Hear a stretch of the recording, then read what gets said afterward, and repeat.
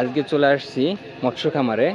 আমাদের এই মৎস্য খামারে সম্পর্কে অভিজ্ঞতা দিবে এসকে খন্দকার। কি মাছ ছাড়ছেন? এটা সম্পূর্ণ হইলে আপনার ছাড়া হয়েছে আপনার হাইব্রিকেট বিভিন্ন শোনা যায় ফলমূল আছে, তেমনি এটা মনে করেন যে হাইব্রিকেট মাছ। এটা হয়েছে মনে করেন আপনার উন্নত মানে বহির্বিশ্বে যে সমস্ত উন্নত মানের মাছের চাষ করা হয়, এটা থাইল্যান্ড থেকে আনা হয়েছে।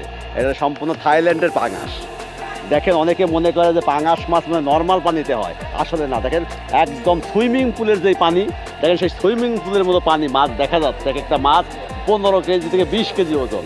এখানে মাছ পাবেন 15 কেজি থেকে 20 কেজি একটা মাছের ওজন। দেখেন কত ফ্রেশ জায়গায়। যারা পাঙাশ মাছ খান না এখন থেকে খেতে পারেন। দেখেন ফ্রেশ জায়গা ছাড়া পানি পাঙাশ মাছ ইয়ে হয় না।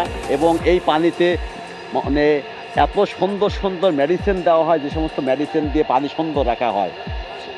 আপনারা অনেকে মনে করেন ভুলভাল ধারণা, অনেক বিভ্রান্ত ছড়ায় যে পাঙাশ মাছ স্বাভাবিক পানিতে হয়, যে না, পাঙাশ মাছ যেখানে থাকে সুন্দর, যেমন আমরা পানি ফিল্টার করে খাই ঠিক তেমন সুন্দর উন্নত মানের পানিতে পাঙাশ মাছের চাষ করা হয়।